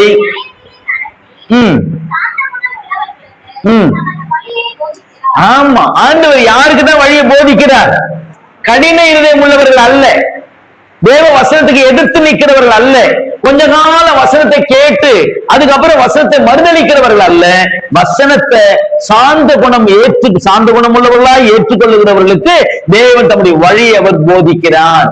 சங்கீதம் 73ஆம் சங்கீதம், சங்கீதங்களின் புஸ்தகம் 73ஆம் சங்கீதம் 7வது வசனம். என்னவா? அவருடைய கண்கள் கொழுப்பினால் எடுப்பா பார்த்துதான். இந்த ஆவியானவருக்கு நம்ம பாஷையெல்லாம் தெரிஞ்சிருக்கு இல்ல? அதனாலதான் நம்முடைய மொழி மூத்த மொழின்றாங்க. நான் ஏற்கனவே உங்களுக்கு சொல்லியிருக்கேன், 3 மொழி தான், எங்கிருந்து வராதது, அதாவது துணை மொழியை கொண்டு வராதது. ஒன்று எபிரேயம், ஒன்று கிரேக்கம், ஒன்று தமிழ். 3 மொழி தான் எந்த மொழியிலிருந்து வந்ததுன்னு சொல்ல முடியாது. மத்த எல்லாவற்றையும் பார்த்தீங்கன்னா இதுல இருந்து வந்ததுன்னு சொல்லுவாங்க. ஆனா தமிழ் மொழிக்கு என்ன கிடையாது? ஆமா, ஒரு பக்க மொழி கிடையாது. இதுல இருந்து இது துணை மொழின்னு கிடையாது. தமிழ் நேரடியான மொழி, எபிரேயம் தேவனுடைய நேரடியான மொழி, கிரேக்கம் தேவனுடைய நேரடியான மொழி. அதுல சொல்ல அப்போ சரியாத்தான் எழுதி வச்சிருக்கிறாரு, ஆண்டவர் தான் பேசுறாரு. எடுப்பாய் பார்க்கிறாரு. எதனால? வாசிமா திருப்பிய. கண்கள் கொழுப்பினால் எடுப்பாய் பார்க்கிறது. கவனிங்க, யாருடைய இருதயத்துல எல்லாம் கொழுப்பான அனுபவம் இருக்குதோ அவர்கள் எல்லாம் மேட்டிமை சிந்தோல இருக்கிறதுனால என்ன இல்லாம போடுற அவங்களுக்குள்ள தாழ்மை. இந்த தாழ்மை இல்லைன்னா வசனம் அவங்களுக்குள்ள என்ன பண்ண முடியாது? சாந்தமா ஏற்றுக்கொள்ள மாட்டாங்க. அது என்ன பிரசங்க இன்னைக்கு என்ன பத்தி இருந்தது? அது என்ன இவருக்கு எப்படி தெரியாதெல்லாம்? நான் எப்படி வந்தா என்ன, நான் எப்படி உடுத்துனா என்ன, நான் எப்படி மேக்கப் பண்ணா என்ன, இவரு நான் இதை பத்தி பேசுறது அப்படி வரும்போதே அப்படிதான் இருக்கு. அப்படி இல்ல அந்த எடுப்பா அப்படி இருப்பாங்க. எதனால எடுப்பாகிறாங்களா? கொழுப்புனாங்க. என்னது? கொழுப்புனால எடுப்பா. அவங்களுக்குள்ளலாம் இந்த வசனமானது என்ன ஆகல, கிரிய செய்யல. வசனத்தை சாந்தமா ஏற்றுக்கொள்ளுங்கள். ஆவியான நம்ம கூட இடைபெற்றாரு, நம்ம கூட பேசுறாரு அப்படின்னா அது அப்படியே அர்ப்பணிங்க, அப்படியே சரண்டர் பண்ணுங்க. அந்த வசனம் 100 மடங்கு நமக்குள்ள கிரிய செய்யும். இன்னைக்கு ஏன் இவ்வளவு வசனங்களை கேட்டுக்கூட நம்மளால கண்டி கொடுக்க முடியலன்னா அந்த 100% நம்ம அந்த வசனத்தை ஏற்றுக்கொள்ளாததுனாலதான். கொலோசியருக்கு எழுதின நிருபம் 2ஆம் அதிகாரம் 19வது வசனம். ஆமா, என்ன தாழ்மை? தாழ்மையில என்ன தாழ்மை? ஆமா, அந்த தாழ்மையிலேயே அப்படி இருப்பாங்க தெரியுங்களா உங்களுக்கு? அப்படியே அதை எப்படி சொல்றதுன்னு விவரிக்கிறதுக்கு வார்த்தை கிடையாது. அப்படியே எப்படி இருக்கும்? ஆக்டா இருக்கும், அது கரெக்டா இருக்கிற மாதிரி இருக்கும். ஆனா அது எப்படிப்பட்ட தாழ்மையா? நடிக்கிற மாதிரி அப்படியே அப்படின்னு அவங்க சொல்லும் போதே நமக்கு தெரியும். ஆஹா, சாதாரணமா சொல்றாங்க, தோத்துறேன் பிரதர், தோத்துறேன் சிஸ்டர் சொல்லும் போது வேற மாதிரி இருக்கும். அப்படியே அப்படின்னும் போது சரி, அது எப்படிப்பட்ட தாழ்மை? ஆமா, தேவன் நம்முடைய இருதயங்களை பார்க்கிறார், நம்முடைய நிலவரங்களை ஆண்டவர் அறிந்திருக்கிறார். நீ யாருக்கு முன்பாகனா தேவனை ஏமாத்துற அளவுக்கு என்ன பண்ண வேணாம். என் ஆண்டவர் போறாரு, பசி உண்டாயிற்று, அத்தி மரத்தை பாக்குறாரு, இலைகள் எல்லாம் அழகா இருக்குது, இலைகள் இருக்கிறதுனால கனி இருக்கணும்னு போனாரு, கடைசி எது இல்ல அப்படி பார்த்தாரு, மரத்தை அப்படி பார்த்தாரு, இவ்வளவு செழிப்பா இருக்கிற கனி இல்லைன்னு சமைச்சிட்டு போயிட்டாரு. சோ இது என்னன்னா இந்த மாயமானமான தாழ்மை ஒண்ணு இருக்குது பாருங்க. நம்ம அப்படி யாரும் நடிக்க வேண்டாம், அப்படி யாரும் நம்ம ஒருத்தர் என்ன பண்ண வேண்டிய அவசியம் இல்லை, பேசிக்க வேண்டிய அவசியமே இல்லை. இப்ப தேவனுக்கு முன்பாக நம்ம சரியான ஒரு அனுபவத்தில் இருந்தோம்னா இந்த மாயமாலை நமக்கு என்ன பண்ண வேண்டியது இல்லை, வர வேண்டிய அவசியம் இல்ல. அப்ப இந்த கற்பாறை உள்ளவர்கள் கடின இருதயம் உள்ளவர்களாய் இருக்கிறதுனால வசனம் அவர்களுக்குள்ளாய் கிரியை செய்யாமல் போய்விடுகிறது. அப்ப இவங்கதான் எங்க விதைக்கப்பட்டவங்க? சரி, அப்ப கற்பாறையில் விதைக்கப்பட்டவர்களும் என்ன கொடுக்கல? ஆமா, 30 இல்ல, 60 இல்ல, 100 இல்லை. மூன்றாவது எங்கயா? ஆமா, என்ன என்ன உள்ள இடம்?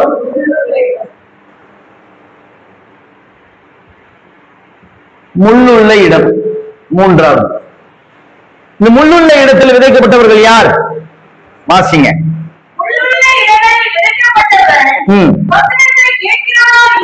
ஆமா, இவன் ரொம்ப நல்லவன், வசனத்தை கேட்கிறவனா இருந்தும். ஆமா, என்ன கவலை? உலக கவலை.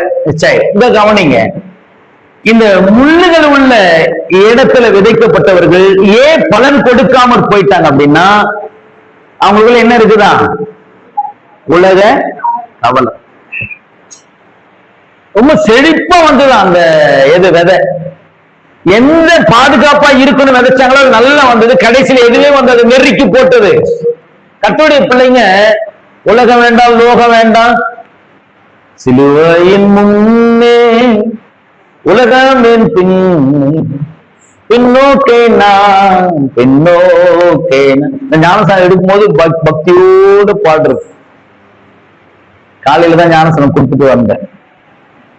காலையில ஞானசானம் 6 இருந்தது. பின்னோக்கேன்னா ஆமா, கொஞ்ச நாள் கூட ஆகாது. உலகமின் முன்னே சிலுவையின் பின்னே என்ன பண்ணணும்? ஆமா, கொஞ்ச நேரத்துல எது முன்னாடி வந்துடும்? பாக்குறேன், இந்த அக்கா பாக்குறேன், இந்த அண்ணனை பாக்குறேன், இந்த அக்கா அப்பா அப்படிதான் இருந்தது, இந்த அண்ணன் அப்படிதான் இருந்தாரு, இந்த அக்கா மாறிச்சு, இந்த அண்ணன் மாறிட்டாரு, நான் ஏன் மாறக்கூடாது? இல்ல, சும்மா ஒரு சடங்குக்கு ஞானசானம் எடுக்கும்போது என்ன பண்ணிடணும்? அப்படியே ரைட்டு, சிலுவையில் அறைந்தாயா? அறைந்து விட்டாச்சு. மாம்சத்தை ஆசைச்சில் அறைந்து விட்டேன். ஒரு ஞாபகம் தெரிஞ்ச பாவத்தெல்லாம் அறிக்கை செய்து விட்டேன். இது பயபக்தியோடு கூட. அதாவது இப்பெல்லாம் சத்தியம் தெரியுறதுனால பெரிய பிரச்சனையா இருக்கு. அது கவனிங்க, அநேகருடைய ஆவிக்குரிய வாழ்க்கையை என்ன பண்றது? இது உலக கவலை. வாசிங்க பார்க்கலாம், வசனத்தை வாசிங்க. என்ன? மார்க் 4 அதிகாரம், 2 கொரிந்தியர் 7 அதிகாரம் 10வது வசனம். 2 கொரிந்தியர் 7:10 வாசிங்க.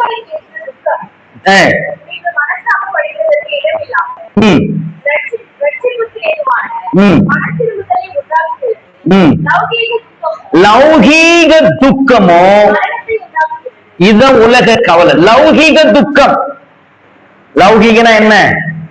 உலகம். இந்த உலக துக்கம், லௌகீக துக்கம் எதை உண்டாக்குகிறதா? மரணம். அப்ப இந்த உலக கவலை நமக்குள்ள என்ன பண்ணிடக்கூடாது? வந்துடக்கூடாது. நம்ம எல்லாம் யாரு தரித்து கொண்டு இருக்கிறோம்? கிறிஸ்துவை.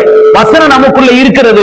ஒரு நாளும் உலகத்தை பற்றியும் உலகத்தின் கவலை நமக்கு என்ன பண்ணிட வேண்டாம், வந்துட வேண்டாம். சங்கீதங்களின் புஸ்தகம் வாசிங்க பார்க்கலாம். 55ஆம் சங்கீதம் 22வது வசனம். கர்த்தர் மேல் பாரத்தை வைத்து விடு. அவ்வளவுதான்.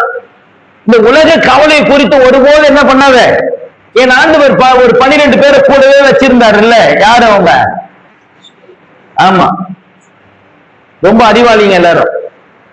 யாரெல்லாம்? ஏன்னா அது சொல்றாரு, இதுவே புரியாம போய் தனியே உட்கார்ந்து கேட்கும் போது இதெல்லாம் ஆண்டவர் சொல்றாரு. அட பாவீங்களா, இந்த விதை கூடவா யாருன்னு தெரியல, நிலவு கூட யாருன்னு தெரியல, அதானே கேட்கிறோம், சொல்லியா அப்படின்ற போது இது பேசிட்டு வர்றாரு. இந்த 12 பேர் கூடவே இருந்தாங்களே, இவங்க சொல்றாங்க, ஆண்டவரே நாங்கள் எதை புசிப்போம், எதை குடிப்போம், எதை உடுப்போம்? கர்த்தர் பார்க்கிறாரு.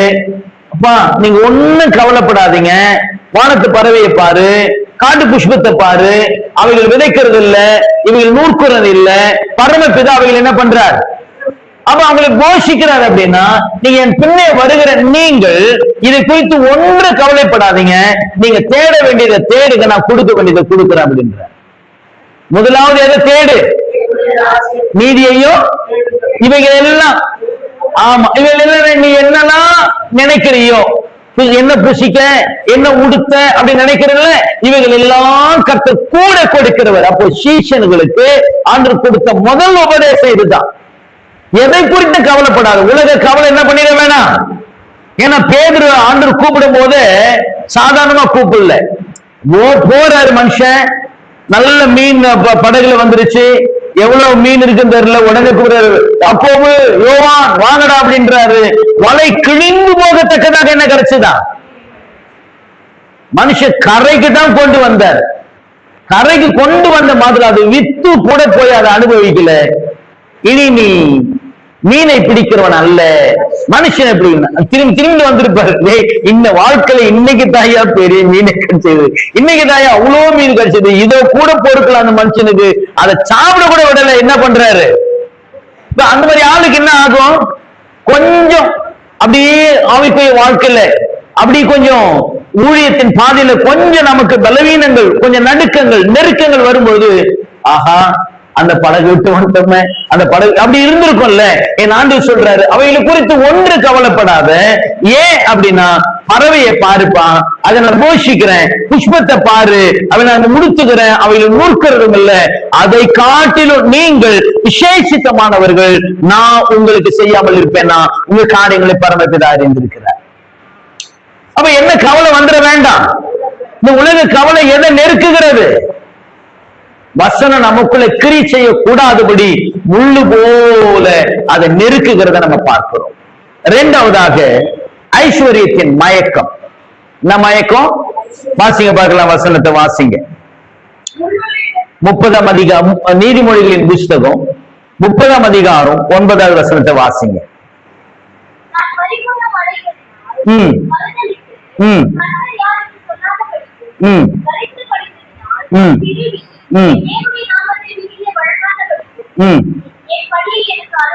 இதுதான் நம்முடைய ஜபமா இருக்கணும். ஐஸ்வர்யவனாவும் ஆயிர வேணாம், யாராக வேணாம். ஐஸ்வர்யன் ஆகுனா என்ன ஆகுமா? கர்த்தர் யார் என்று சொல்லுவோமா? தரித்திரனான மறுதளிப்போமா? அதனால அன்றன்றைக்குள்ள ஆகாரத்தை எங்களுக்கு என்ன பண்ணுங்க, அதான் நம்ம ஆண்டு ஜபத்தை சொல்றீங்க.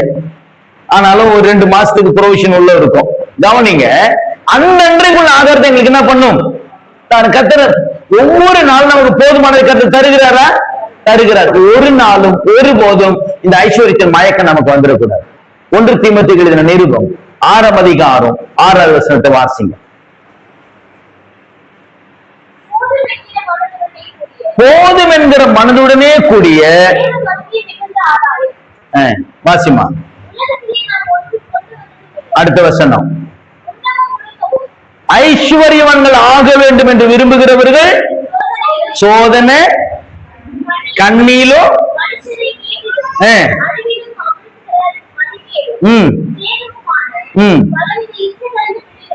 வீழ்கிறார்கள். அநேகர் பண ஆசை உள்ளவர்களாயிருந்து விசுவாசத்தை விட்டு விலகி வேதைகளினாலே ஒருவர் இருதயத்தை என்ன பண்றாங்களா? ஏன்னா அந்த பணத்தை இச்சிக்கிறார்கள். அப்ப என்ன என்ன மயக்கம் வரக்கூடாது? ஐஸ்வர்யம். ஐஸ்வர்யத்தினுடைய மயக்கம் எப்ப பார்த்தாலும் அப்படியே அவனுடைய நினைவு, அவன் சிந்தை எல்லாம் என்னவா இருக்குது அப்படின்னா ஐஸ்வர்யம்.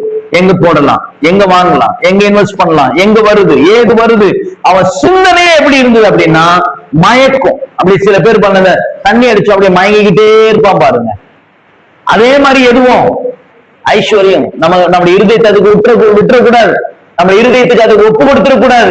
ஒரு மாதிரி நம்மள மயக்கி ஆண்டவர் விட்டு தூரமாய் கொண்டு போய் இருதயத்தை அப்படியே ஒவ்வொரு நாளும் உருவ குத்துகிறதாக மாறிவிடும். அப்ப ரொம்ப ஜாக்கிரதையா இருக்கணும். அப்ப உலக கவலையும் ஐஸ்வர்யத்தின் மயக்கமும் எதை நெருக்கி போடுகிறது என்றால் வசனத்தை. அவர்கள் தான் முள்ளுகள் உள்ள இடத்துல விதைக்கப்பட்டவர்கள். அப்ப முள்ளுள்ள இடத்துல விதைக்கப்பட்டவர்கள் நோ, எந்த பலனும் இல்ல. அதுக்கப்புறம் என்ன கொடுத்துதான்?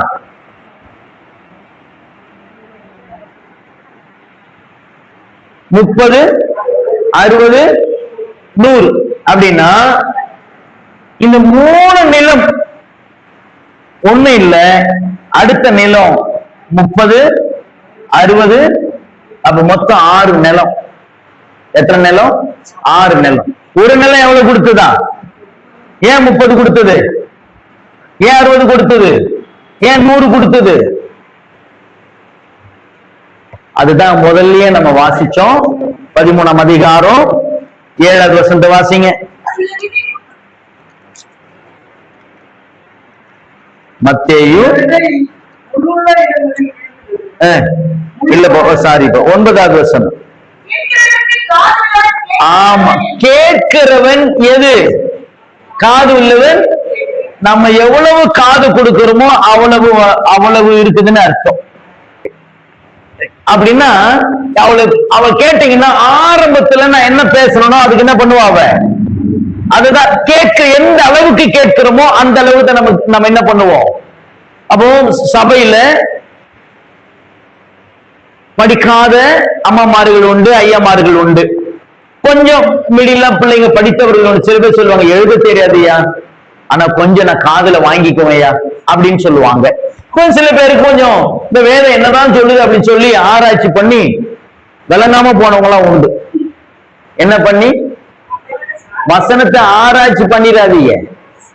ஏதாவது படிக்கிற நேரத்துல ஏதாவது சொல்றாருன்னு கேட்டுக்கிட்டு போங்க.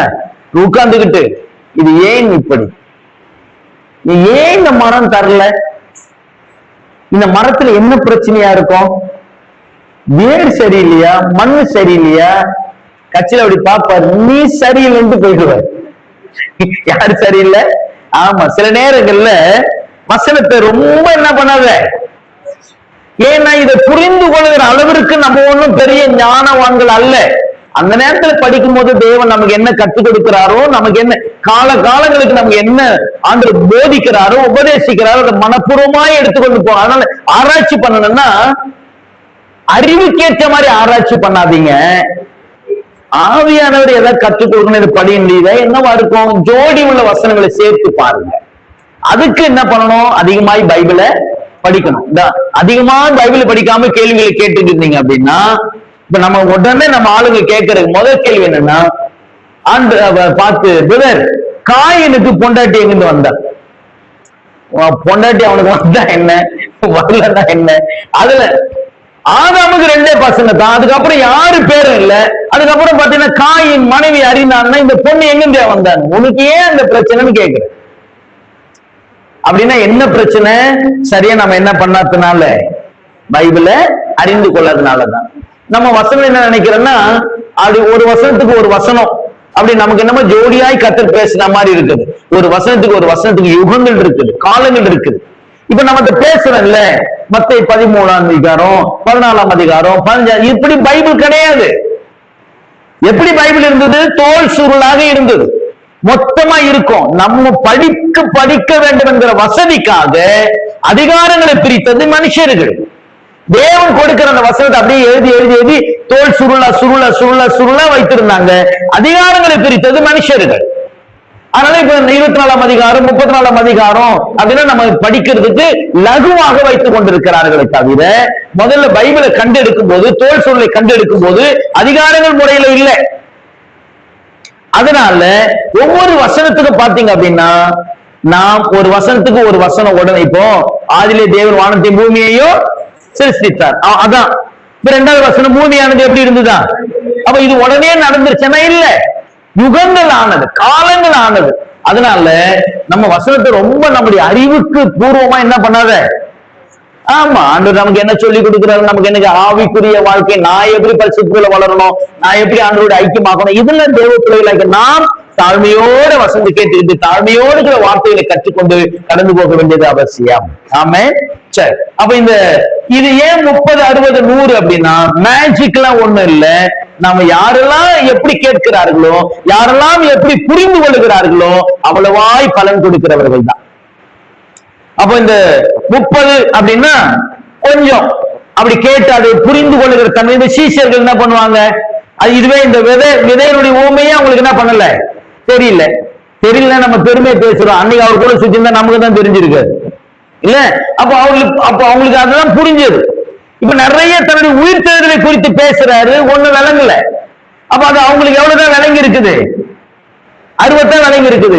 அப்ப முழுவதுமாக அவங்க எப்ப விளங்கி கொண்டார்கள், எப்ப பரிசுத்த ஆவியானவர் ஊற்றப்பட்டாரோ, எப்ப ஆவியானவர் வந்தாரோ, அதை கற்றுக் கொடுக்கும் போது தான் ஆஹா இப்படி சொன்னாரு, இப்படி சம்பவம் வந்தது அப்படின்னு சொல்லி உலகம் முழுவதும் இந்த சுவிசே 30 கேட்டவங்க பலன் கொடுத்தவங்க, 60 பலன் கொடுத்தவங்க, இவங்க 100 பலன் கொடுப்பதற்கு காரணம் அந்த காலத்தில் அவர்கள் வெளிப்பட்ட வெளிப்பாடுகள். ஆமென். அப்ப நாம இப்படி இருக்கணுமே தவிர முள்ளுள்ள இடமோ கற்பாறையோ ஏதோ ஆயிடக்கூடாது. வழி அருகே விதை அப்படின்னா என்னன்னா, உணர்வு இல்லாதவர்களாக மாறிடக்கூடாது, கடினம் உள்ளவர்களாக மாறிடக்கூடாது, உலகத்தின் ஐஸ்வர்யம் உலகத்தின் கவலையோ ஐஸ்வர்யம் மாறிடக்கூடாது. அப்படி இருப்போமேனா இது ஒன்று நமக்கு என்ன பண்ணாது, பலன் கொடுக்காது. ஆமென். இப்படி 12 உவமைகளையும் நம்ம இப்படி பார்க்கலாம். சரி, அதை நம்ம எல்லாத்தையும் பார்த்தோம் அப்படின்னா நமக்கு நேரங்கள் இருக்காது. நம்ம இதையே வருஷ கணக்குல பார்க்க வேண்டியதுதான். எதையே நம்ம ஜஸ்ட் முக்கியமானது மாத்திரம் நமக்கு பார்த்துட்டு கடந்து போகலாம். ஏன் இந்த 5, 6, 7 நிறுத்தினா அப்படின்னா அது டாபிக்கா நான் உங்களுக்கு சொல்லித்தரேன். ஒவ்வொரு இதுலயும் உங்களுக்கு ரொம்ப புரியும்.